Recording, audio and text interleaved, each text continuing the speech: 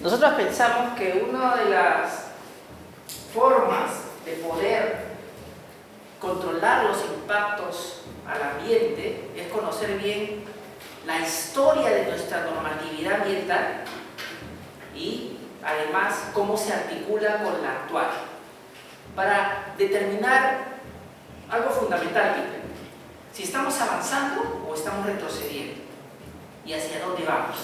¿Sí? Eso creo que lo hace bastante, ¿no es cierto?, en la investigación. Bueno, en la universidad con mucha más razón. Cuando se expide el Código de Medio Ambiente, este que tenemos acá, de 1990, hemos descubierto que la importancia del ambiente se ve reflejada en que el presidente de la República y el Congreso deben estar tanto sobre en qué condición está el ambiente y debe reportarse al Congreso y al presidente en qué estado está, para que incluso en el mensaje de la nación se pronuncien al respecto. Llega el 28 de julio, falta nada. ¿Creen que está en agenda el tema del estado de conservación de nuestro patrimonio natural?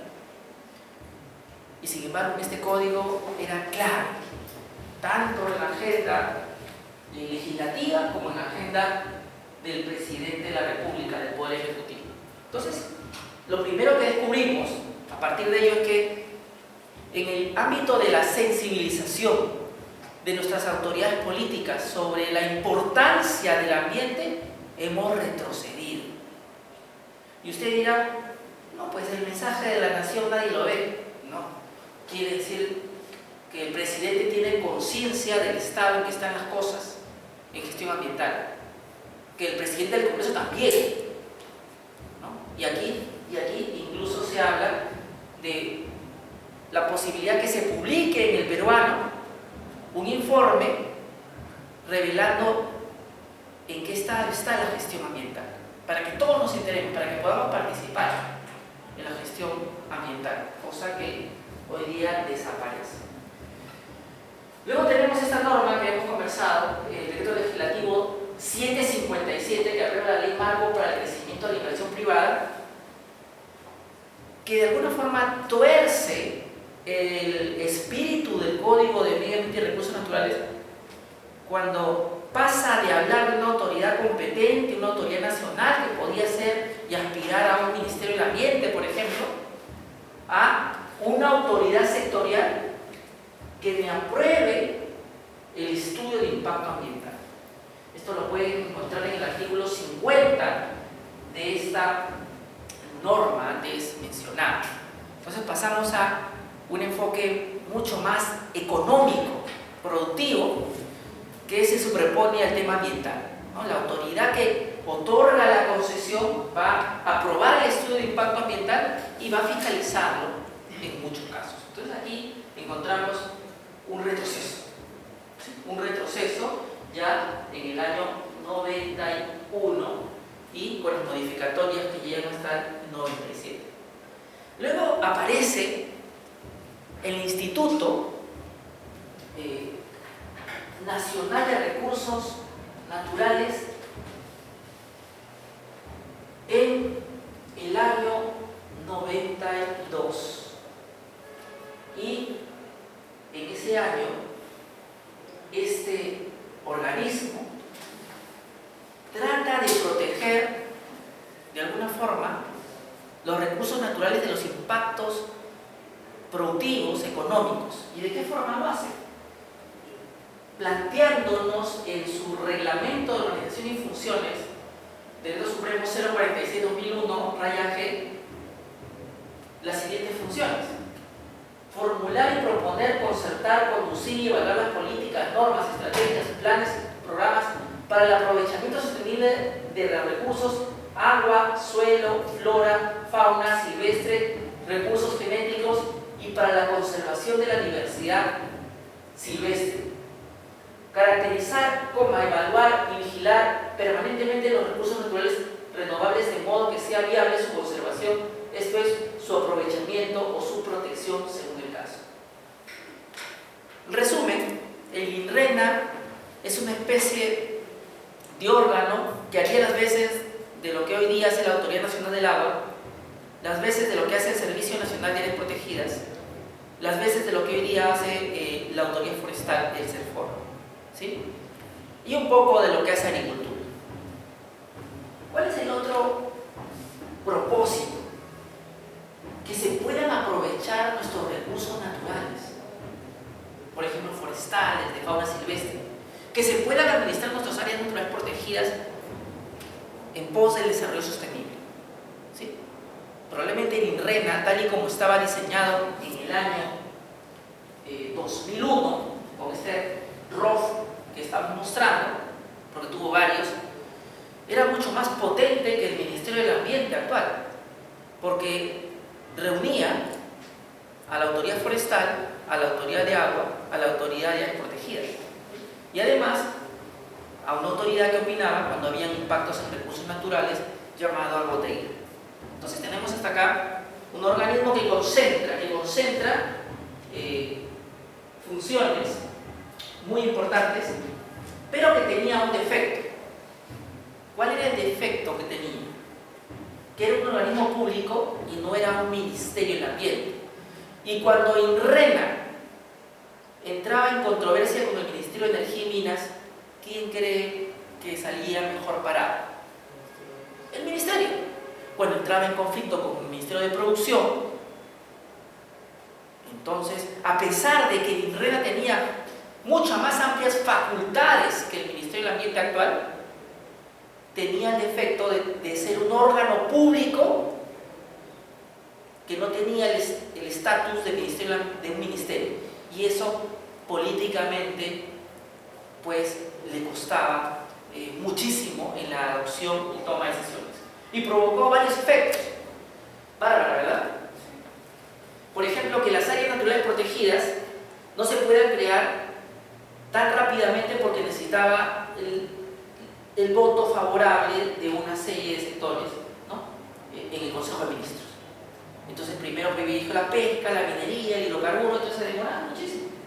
Esa fue justamente la razón por la que el 14 de mayo del 2008, en el caso del Ministerio del Ambiente, se le da la facultad de que él cree directamente las áreas protegidas y las zonas de amortiguamiento y las zonas reservadas, directamente, sin pasar por este tema del Consejo necesariamente, ¿no? Y estaba muy bien, Sigamos avanzando antes que Dani siga interrumpiendo. En este contexto aparece en el año 1994, Dani, el Consejo Nacional del Ambiente, famoso CONAM. Tenía a INRENA, que no se daba maña para poder políticamente negociar con los sectores productivos que le hacían frente cuando él quería proteger un área protegida, proteger recursos forestales, proteger fauna. Entonces el CONAM salta a la palestra y se constituye un organismo descentralizado con personalidad jurídica, derecho público interno, ¿sí?, y que tiene entre sus funciones promover la conservación del ambiente a fin de coadyuvar al desarrollo integral de la persona humana sobre la base de garantizar una adecuada calidad de vida, propiciar el equilibrio entre el desarrollo socioeconómico y el uso sostenible de recursos naturales y la conservación del ambiente, formular, coordinar, dirigir y evaluar la política nacional del ambiente, así como velar por su estricto cumplimiento, y en lo que nos interesa al Sistema Nacional de Evaluación de Impacto Ambiental, establecer criterios generales para la elaboración de estudios de impacto ambiental EIA. Y continúo. O sea, básicamente el CONAM se parece muchísimo a lo que tenemos hoy día como Ministerio del Ambiente. Una de las diferencias más notables es que no era un ministerio, era un organismo público descentralizado. En esa época se llamaban así los organismos públicos, descentralizados. Entonces, cuando tuvo que enfrentarse por una diferencia con un ministerio como el de Energía y Minas, no pudo convencerlo en la medida que no tenía el estatus, ¿no? El estatus. Entonces, desde que apareció el CONAC, siempre se reclamó un Ministerio del Ambiente o que este se transforme en un ministerio. ¿Sí? Una prueba tangible de lo que les manifiesto es que una de sus funciones más importantes del CONAC para que pueda funcionar, ¿saben cuál era? Aprobar la política nacional del ambiente. Durante el tiempo que estuvo vivo y coleando el CONAC, no pudo aprobar una política nacional del ambiente. No pudo aprobar un régimen común de sanciones ambientales. Entonces tuvo grandes limitaciones. Si no puedes aprobar eso, pues va a ser difícil que siquiera puedas aprobar unos términos generales de estudio de impacto ambiental o criterios de protección ambiental clarísimos para el sector productivo, como minería, electricidad, etc. Y vas a preguntar, tu nombre y pregunta corta, por favor. ¿Eso es lo que ahora se entiende como plan de acción nacional? No. ¿Tampoco no tiene que ver con los principios rectores? No. ¿Cuál es su nombre? Víctor, no. La política nacional del ambiente, si usted es paciente, la vamos a ver en un momentito. Pero la política nacional del ambiente es aquello que tienen que seguir todas las autoridades sectoriales para desde su sector no afectar negativamente de los elementos del ambiente como son suelo, agua, aire, ¿no? El ecosistema, la propia sociedad humana, etc. Esa es la política nacional del ambiente. Lo que usted dice va mucho más abajo. Plan de acción se basa en una política, pero ¿qué plan de acción puedo tener si no tengo política? ¿Sí? Entonces ahí viene el problema. Aquí les estoy dejando, Dani, para que puedan descargar las normas de las que me hago referencia. Sigamos avanzando porque el tiempo no se detiene. Y encontramos que es el INRENA quien aprueba lo siguiente: establecen casos en que aprobación de estudios de impacto ambiental y programas de adecuación de manejo ambiental requerirán la opinión técnica del INRENA. Decreto Supremo 056/97/PC. Este es el abuelito, mi estimado Peter, de lo que se conoce como la opinión técnica favorable en áreas protegidas, por ejemplo, ¿no? O sea, aquí se empieza a gestar la obligatoriedad de los sectores productivos de no hacer lo que le dé la gana con su actividad, sino de requerir a una autoridad ambiental neutra que no tenga que proveer que no promueve la concesión para conocer qué impacto genera su actividad sobre los recursos naturales. Pero como aquí, mi estimada señorita López, todos somos abogados, leamos el artículo que dice aquello. Artículo 2 de este Decreto Supremo 056/97. Mejor el 1, para entenderlo todo poco a poco. Los estudios de impacto ambiental y programas de adecuación y manejo ambiental, los PAMAS, de los diferentes sectores productivos que consideran actividad y o acciones que modifican el estado natural de los recursos naturales renovables, agua, suelo, flora y fauna, previamente a su aprobación por la autoridad sectorial competente, requerirán opinión técnica del Ministerio de Agricultura a través del Instituto Nacional de Recursos Naturales. Artículo 2. Las actividades y o acciones que modifican el estado natural de los recursos renovables a que se refiere el artículo 1 que hemos leído son las siguientes: alteración en el flujo y o calidad de aguas superficiales y subterráneas, represamientos y canalización de cursos de agua, remoción de suelos y de la vegetación, alteración de hábitats de fauna silvestre, uso de suelo para el depósito de materiales no utilizables, relaves, desechos industriales, desechos peligrosos o tóxicos, desestabilización de taludes, alteración de fajas marginales, ribereñas, deposición de desechos en el ambiente léntico, lagos y lagunas.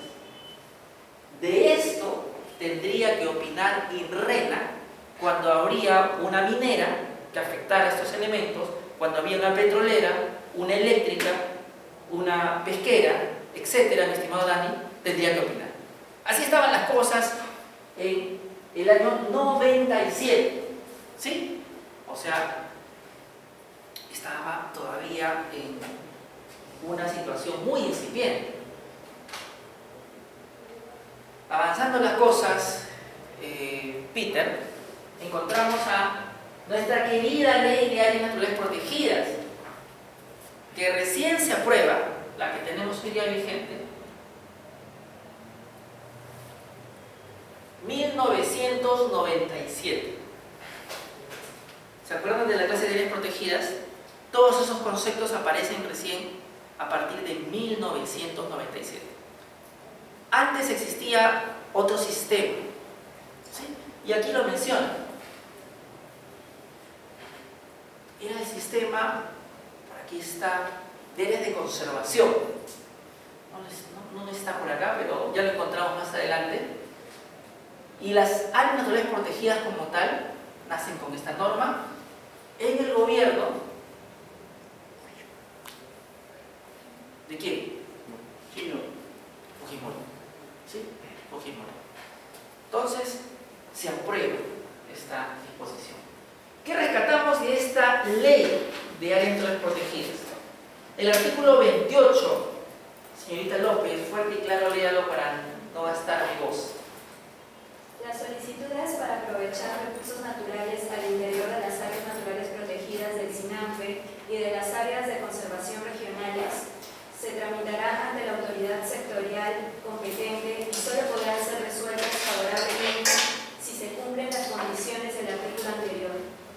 La autorización otorgada requiere la opinión previa favorable de la autoridad del SINAMPE. Muy bien, encontramos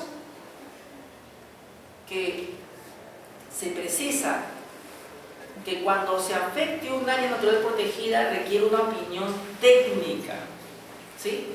Técnica previa favorable del INREN. Hoy día sería del SERNAC. Y vamos encontrando que por lo menos en estos años ya teníamos conciencia que teníamos que proteger lo mejor que podamos, señorita López, los espacios protegidos, ¿sí? Los espacios protegidos, ¿sí? Por eso es que les hago un recordaris de que este fue un elemento fundamental. ¿Por qué les hago ese recordaris? Porque en el caso Cordillera Escalera se puso en cuestión esa opinión técnica favorable. Y porque las grandes controversias que habrían desde ese año hasta antes del Ministerio del Ambiente era sobre esta opinión, que limitaba el aprovechamiento de recursos naturales para algunos sectores. Por eso es importante recordarlo. Sigamos avanzando en el tiempo y encontramos el reglamento de la Ley de Áreas Naturales Protegidas aprobado por Decreto Supremo 038/2001-AG, ¿sí? Y en este caso la aprueba el presidente favorito de Víctor, Valentín Paniagua Corazao, ¿sí? En un gobierno de tránsito nos lega el reglamento, ¿sí? No bastaba la ley porque la ley poco o nada decía sobre los detalles de cómo se debía dar esa opinión técnica previa favorable en minería, en hidrocarburos. No iba a ser igual, tenía una dinámica cada una de esas actividades distintas, o forestal, o fauna, no era lo mismo, ¿verdad?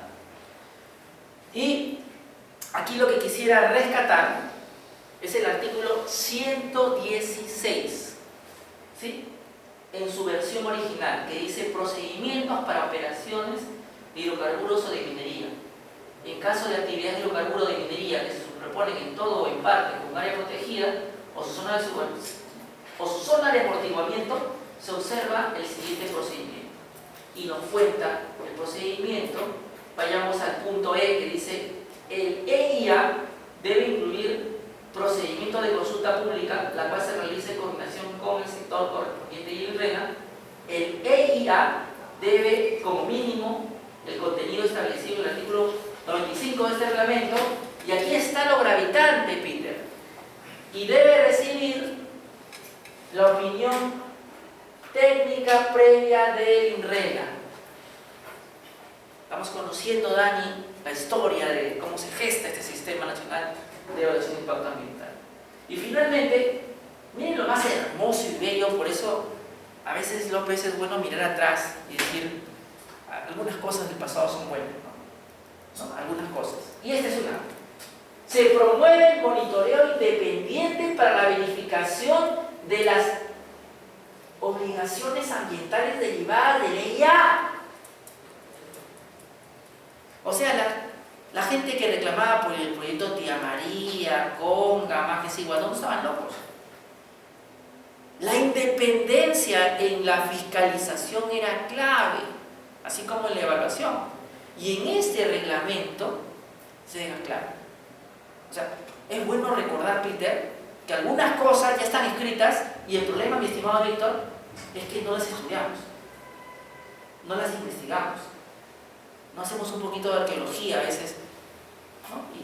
Y lo pensaba hace unos días con Amparo, mi asistente legal. O sea, no debería decir el dicho este, el que madruga Dios le ayuda, sino al que investiga, al que estudia, realmente Dios te ayuda, si es que quieres creer en Dios, o la ciencia te ayuda si es que eres más apegado al agnosticismo o eres ateo.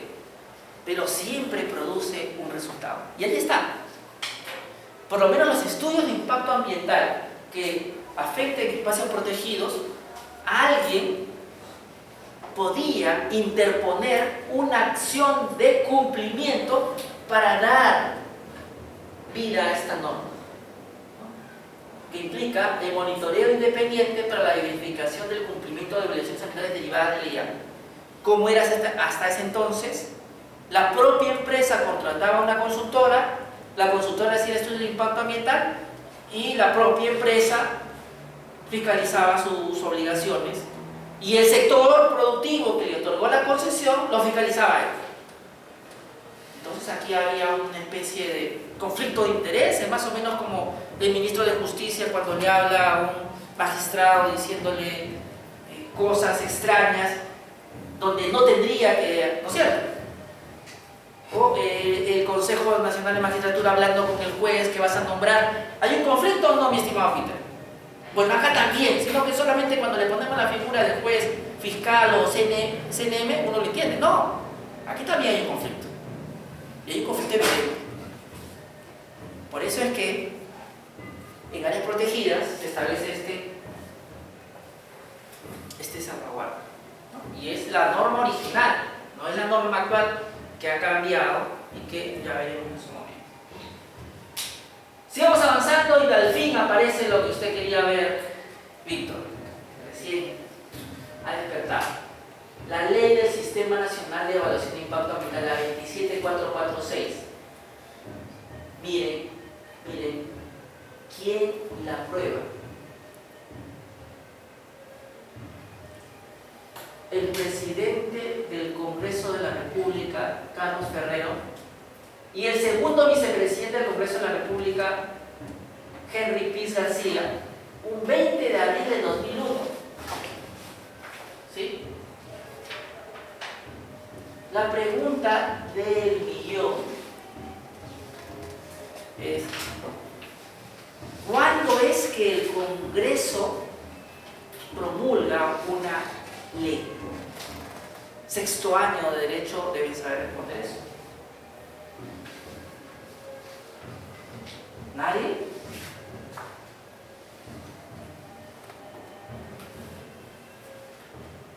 Peter, no me decepciones. ¿Cuándo es que el Congreso de la República promulga una ley? Porque eso es habitual, que promulgue una ley el Congreso. No. Cuando el presidente de la República no quiere hacerlo, ha observado la ley y no le da la gana de promulgarla, entonces el Congreso puede insistir en la norma y promulgarla. La Constitución política de nuestro Estado lo prevé así. Entonces aquí se evidencia un divorcio entre lo que quiere el Poder Ejecutivo y el Legislativo. Y estamos hablando de la ley del Sistema Nacional de Evaluación de Impacto Ambiental. No teníamos una norma general que regulara la aprobación de estudios de impacto ambiental y el Ejecutivo decía no quiero aprobar la ley. Mi estimada López, ¿te parece eso una evidencia que revela un problema de enfoque en la gestión ambiental? O sea, ¿era preferible, Bárbara, no tener ley de aprobación de estudios de impacto ambiental que tenerla?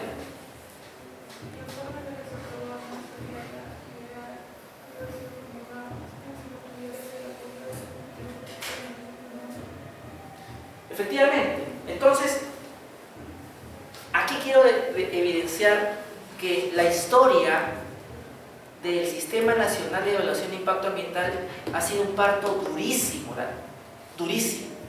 Porque si bien es cierto, el Código de Medio Ambiente y Recursos Naturales ya prevé la existencia de estudios de impacto ambiental, ¿no es cierto? Su funcionamiento como una norma general recién aparece como una obligación con esta ley.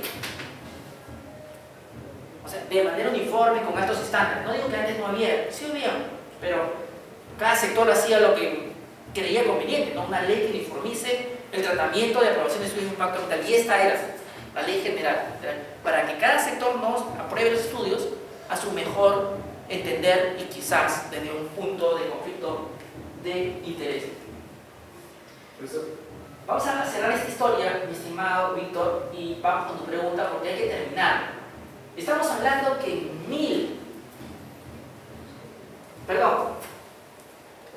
el 20 de abril del 2001 se promulga. Pero la norma decía lo siguiente, Víctor. Será exigible esta ley a partir de su reglamento.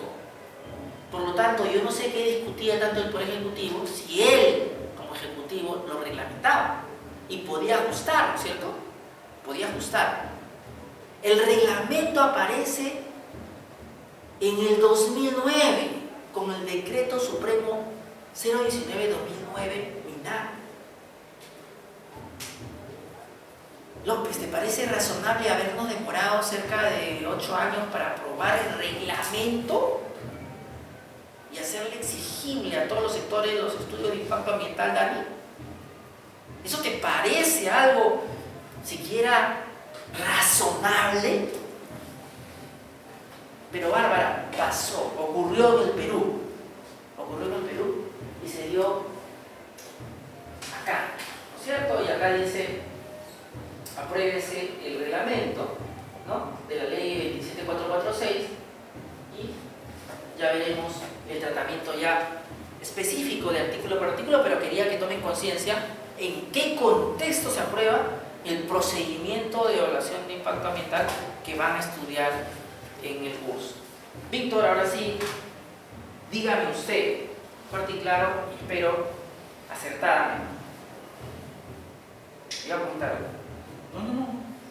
Señor. ¿Usted? Sí. Sí. Quería saber si me podía explicar de repente a grandes rasgos qué mecanismo se sigue cuando el presidente no quiere promulgar una ley.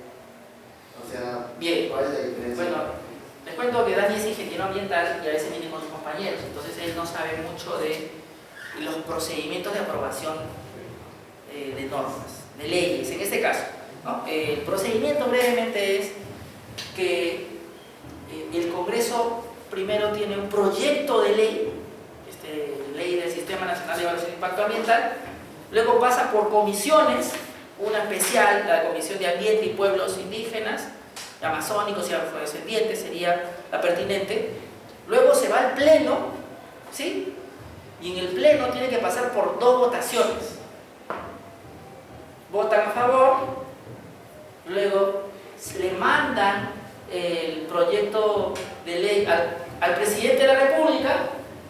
El presidente de la República tiene 15 días para observarla o promulgarla. Si no lo hace, o sea, si no la promulga o la observa, puede pasar dos cosas. Si la ha observado, vuelve al Congreso y este puede tomar en cuenta las observaciones y corregir. O, como en este caso, insistir, que significará que la promulga